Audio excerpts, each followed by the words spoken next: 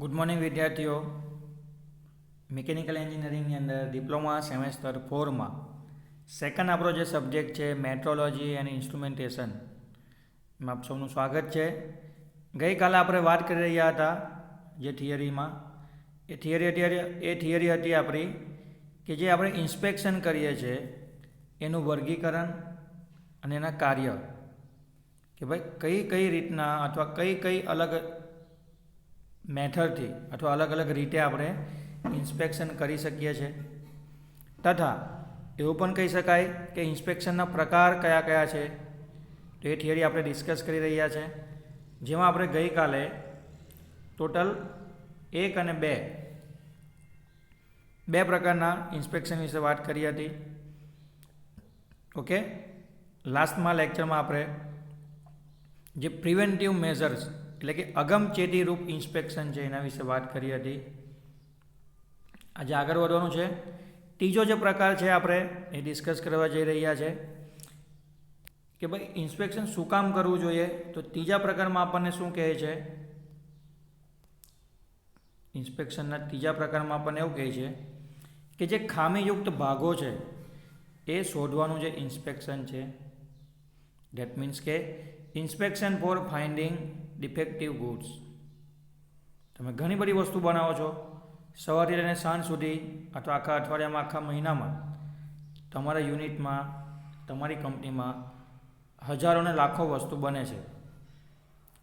દરેક વસ્તુ તો આપણે ચેક કરવા નથી જવાના, દરેક વસ્તુનું તો આપણે ઇન્સ્પેક્શન નથી કરી શકવાના.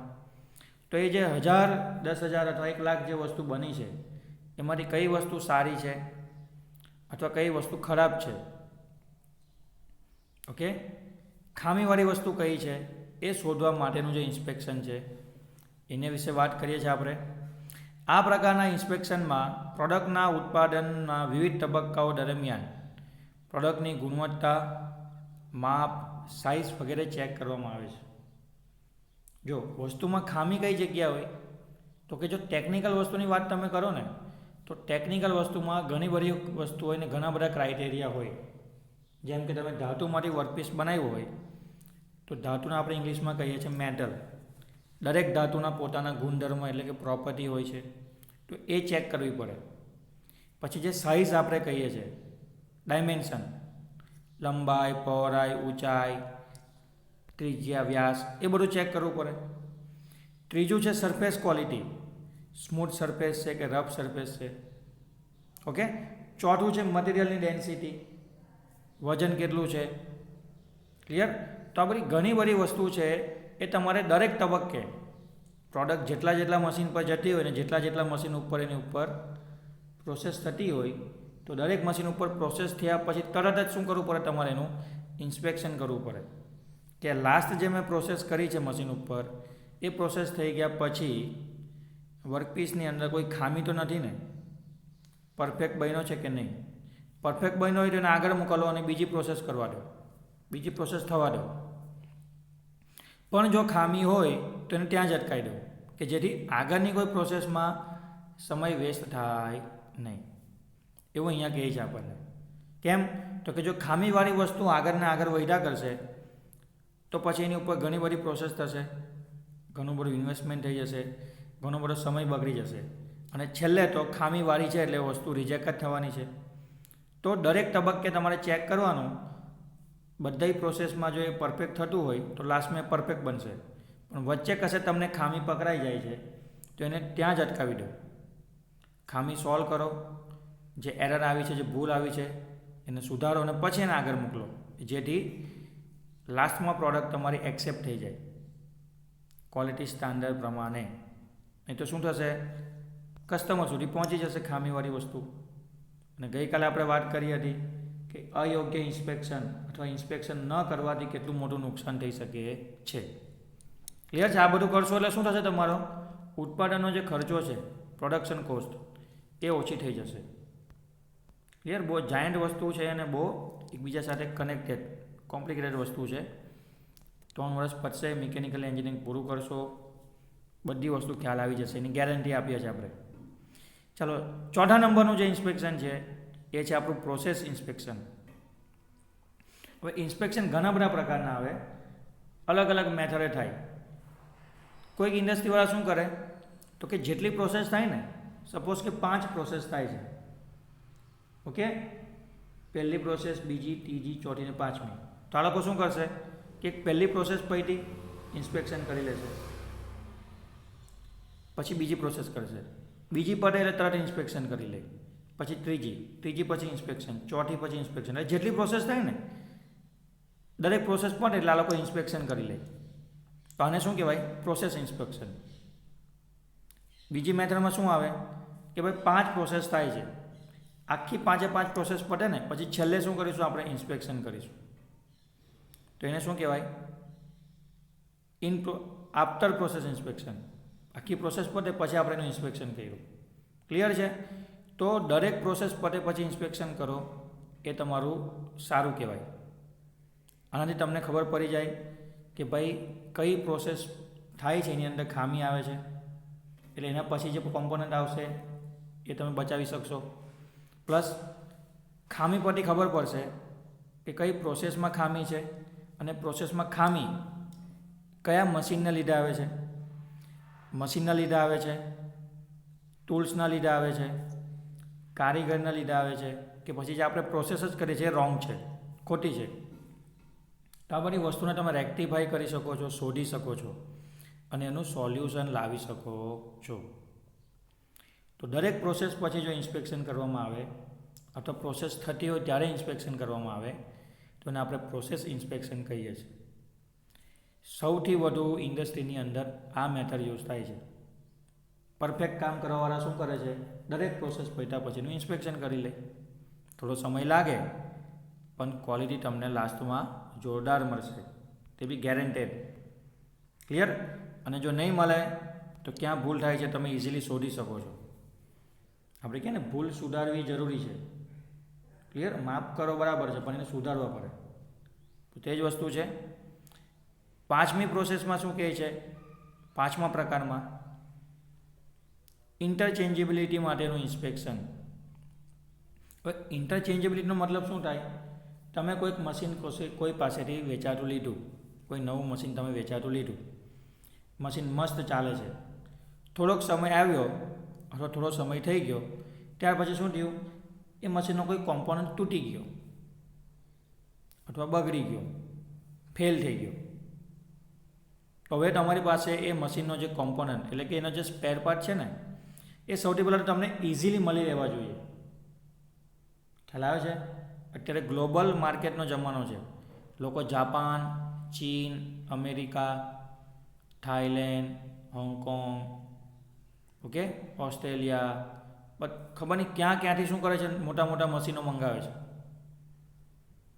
હવે જો મશીન તો આવી ગયું પણ જ્યારે મશીનમાં કંઈ કોમ્પોનન્ટ તૂટ્યો અથવા કંઈ વસ્તુ બગાડ્યું તો શું આપણે એ કોમ્પોનન્ટ લેવા ઓસ્ટ્રેલિયા જઈશું? ઓકે, બીજો એક એક્ઝામ્પલ આપું કે ભાઈ આપણે ગુજરાતમાં કંપની ચલાવીએ છીએ અને મેં રાજકોટથી અથવા મહારાષ્ટ્રથી અથવા તો નીચે તમિલનાડુ કે આંધ્રપ્રદેશ કે કશેથી મેં મશીન મંગાવ્યું અને એમાંથી મારો કોઈ નટ બોલ્ટ, સિલિન્ડર પિસ્ટન અથવા કંઈ પણ વસ્તુ તૂટી ગઈ, બગડી ગઈ, તો એ રીતના વસ્તુ મળવી હોવી જોઈએ. ઇન્ટરચેન્જેબિલિટી એ રીતના હોવી જોઈએ કે એ બેરિંગ, એ વસ્તુ, એ પિસ્ટન, એ નટ બોલ્ટ મને ઇઝીલી અહીંયા મળી જાય અને હું ફરી પાછું એને મશીનમાં લગાવું અને મારું કામ ચાલુ થઈ જાય. ઓકે, તો આવું ક્યારે પોસિબલ બને? આ જે ઇન્ટરચેન્જેબિલિટી છે એ ક્યારે પોસિબલ બને? ફટાફટ વસ્તુ લાવીને ચેન્જ કરીને કામ ચાલુ કરી દેવાનું. એવું ક્યારે પોસિબલ બને? જ્યારે તમે કોઈપણ વસ્તુ બનાવતા હોય એ વસ્તુ જો તમે સ્ટાન્ડર્ડ પ્રમાણે બનાવશો. આપણી ભારત સરકારે ઇન્ડિયન સ્ટેન્ડર્ડ ઇન્ટરનેશનલ ISI કરીને એક આખા સ્ટાન્ડર્ડ બનાવ્યા છે. એની અંદર એ લોકોએ ઘણી બધી વસ્તુ ડિસ્ક્રાઇબ કરી છે કે જો તમે બેરિંગ બનાવો તો બેરિંગ તમારી આ જ રીતની અને આ જ પ્રકારની હોવી જોઈએ, એનું મટીરિયલ આ જ હોવું જોઈએ. તમે નટ બોલ્ટ બનાવો તો એનો આ જ નંબર હોવો જોઈએ, આ જ સાઇઝ હોવી જોઈએ. તમે ટાયર બનાવો તો એ આ જ સાઇઝના હોવા જોઈએ. તમે સિલિન્ડર પિસ્ટન બનાવો છો તો એ આ જ પ્રકારના અને આ જ રીતના હોવા જોઈએ. ક્લિયર? તેમાં તમને ડાયમેન્શન આપ્યા હશે, ડાયમેન્શનની અંદર અમુક જે છૂટછાટ થાય છે, જે લિમિટ છે, ટોલરન્સીસ છે, બધી વસ્તુ આપેલી હશે. તો એ નિયમ પ્રમાણે જો તમે વસ્તુ બનાવશો તો જ પછી તમે શું કરી શકશો? તમારી વસ્તુને બધે વેચી શકશો. ક્લિયર છે? તો જ તમારી બનાવેલી કંપની અથવા તમારી કંપનીમાં જે બેરિંગ બને છે એ ઓલ ઓવર ઇન્ડિયામાં યુઝ થશે. કેમ? તો કે એ જ બેરિંગ તમારી બેરિંગ બીજા મશીનવાળા પોતે યુઝ કરે છે. મશીન ભલે બીજી કંપનીનું છે પણ બેરિંગ તમારી છે. જ્યારે બેરિંગ બગડશે ત્યારે લોકો તમારી બેરિંગ લઈને અંદર નાખી દેશે અને ફરી પાછું કામ સ્ટાર્ટ થઈ જશે. ક્લિયર છે? તો આને ઇન્ટરચેન્જેબિલિટી કહેવાય છે. બીજું એક્ઝામ્પલ તમે લઈ શકો બાઇકના ટાયર. બરાબર? બાઇકના ટાયરમાં ટાયર અને ટ્યુબ આવે જ્યારે તમે નવી બાઇક લો ત્યારે સાથે. પછી શું થઈ ગયું? ટ્યુબ ફાટી ગઈ. તો શું તમે હોન્ડાના શોરૂમમાં જશો? તમે હીરો હોન્ડાની બાઇક લીધી છે તો શું તમે હીરો હોન્ડાના શોરૂમમાં જશો?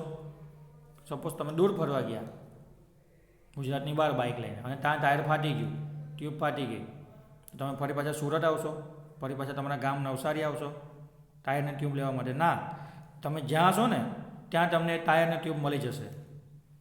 કેમ? તો કે સ્ટાન્ડર્ડ છે, સ્ટાન્ડર્ડ પ્રમાણે બની હતી એટલા માટે હવે ઇન્ટરચેન્જેબિલિટી અથવા ઇન્ટરચેન્જેબલ પ્રોડક્ટ પોસિબલ છે. તમારે સીધું ત્યાં જઈને બાઇક મૂકવાની ને કહેવાનું ભાઈ ટાયર ફાટી ગયું છે, ટ્યુબ ફાટી ગઈ છે, નાખી દે. એટલે એને ખબર હશે ભાઈ કયા નંબરની ટાયર ને કયા નંબરની ટ્યુબ છે. કલાક 2 કલાકમાં તમારે બધું ચેન્જ કરીને તમને ફરી પાછી બાઇક તૈયાર કરી આપશે. ક્લિયર છે? તો ઇન્ટરચેન્જેબિલિટી ઇન્સ્પેક્શન સાથે ખૂબ જ સારો સંબંધ ધરાવે છે અને જરૂરી પણ છે કસ્ટમરના માટે. ક્લિયર છે? લાસ્ટમાં આપણને શું કહે છે છેલ્લા પ્રકારમાં? ફાઇનલ ઇન્સ્પેક્શન અને ટેસ્ટિંગ. આનો મતલબ શું થાય? તો બહુ જબરજસ્ત વસ્તુ છે અને ઘણી કંપનીવાળાને ફોલો કરે છે. ફાઇનલ ઇન્સ્પેક્શન અને ટેસ્ટિંગ. તમે દરેક કોમ્પોનન્ટ બનાવ્યો અને દરેક પ્રોસેસ પછી તમે ઇન્સ્પેક્શન કર્યું જ છે અને દરેક પ્રોડક્ટ તમારી અપ ટુ ડેટ બની છે 1 નંબર. પછી બધી પ્રોડક્ટને તમે ભેગી કરી, એસેમ્બલ કરી અને ફાઇનલી તમે એક મશીન બનાવી દીધું છે. હવે એ જે મશીન છે ને એનું પણ ફાઇનલ ઇન્સ્પેક્શન અને ટેસ્ટિંગ થશે. બોલો, મતલબ તમારી પાસે જે બાઇક આવે છે એ બાઇકના જે કોમ્પોનન્ટ બન્યા હશે ને એ દરેક કોમ્પોનન્ટનું જ્યારે પ્રોસેસ થતી હશે ત્યારે એનું ઇન્સ્પેક્શન થયું હશે.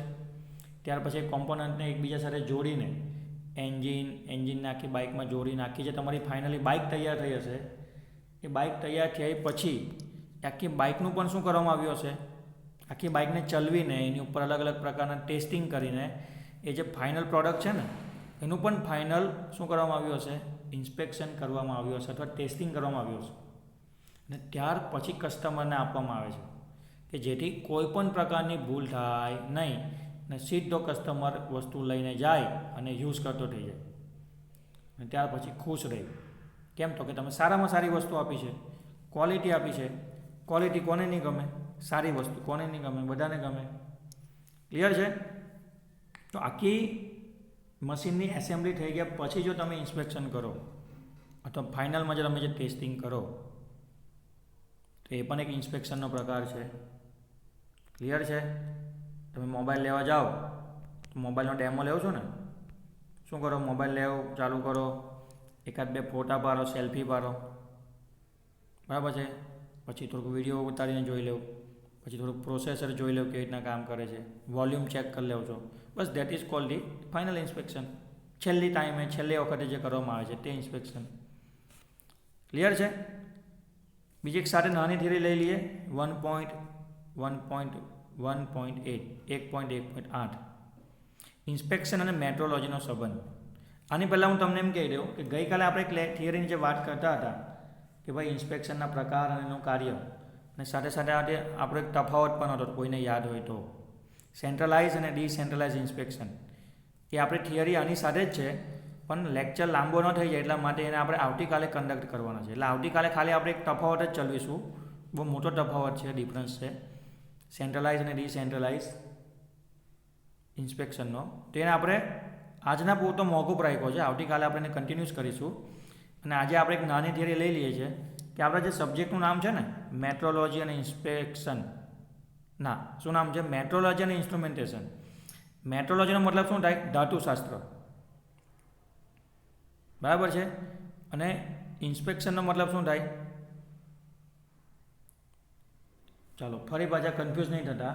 આની પહેલાં તમને એક સબ્જેક્ટ આવેલો મટીરિયલ સાયન્સ એન્ડ મેટ્રોલોજી. મેટ્રોલોજીનો મતલબ શું થાય છે? તો કે માપન કરવું, માપવું. બધું જે વસ્તુ માપતા હોય ને, મેઝરમેન્ટ થતી હોય ને, માપન થતું હોય, એને મેટ્રોલોજી કહેવાય. અને મેટરલોજી એટલે ધાતુશાસ્ત્ર કહેવાય. અને મેટ્રોલોજી એટલે માપન, વસ્તુ માપવા માટેનું જે આખી બ્રાન્ચ આવે, શાસ્ત્ર આવે, ઓકે, એને મેટ્રોલોજી કહેવાય. અને મેટરલોજી એટલે ધાતુશાસ્ત્ર કહેવાય. અને ઇન્સ્ટ્રુમેન્ટેશન એટલે તો કે જે બધા આપણે સાધન યુઝ કરીએ છીએ તે. ઓકે, તો આ જે ઇન્સ્પેક્શન છે અને માપન માટેની જે અલગ અલગ પદ્ધતિ છે મેટ્રોલોજી, એનો સંબંધ શું છે? તો કે ભાઈ એન્જિનિયરિંગની અંદર તમે કોઈ પણ વસ્તુ બનાવો એટલે વસ્તુ બનાવો ત્યારે તમારે એના ડાયમેન્શન આપવા પડે, એની સાઇઝ આપવી પડે, એની લંબાઈ, પહોળાઈ, ઊંચાઈ, ઊંડાઈ, ત્રિજ્યા, વ્યાસ, બધી વસ્તુ આપવી પડે. અને એ પણ કેવી આપવી પડે? પરફેક્ટ.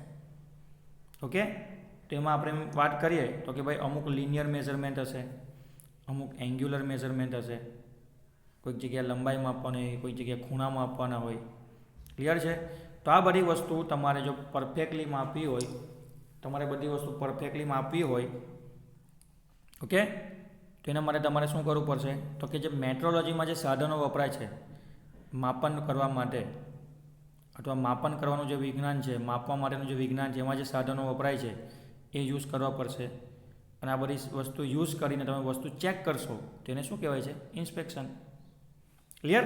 તો અહીંયા સુધી રાખીએ છીએ આજના લેક્ચરમાં. થિયરી આપણી કમ્પ્લીટ થાય છે. આવતીકાલે આપણે તફાવત જોવાના છે, તો ખાસ લેક્ચર એટેન્ડ કરજો. દરેક લેક્ચર તમારે કન્ટિન્યુઅસલી જોવાના છે. મળીશું આવતીકાલે. Thank you.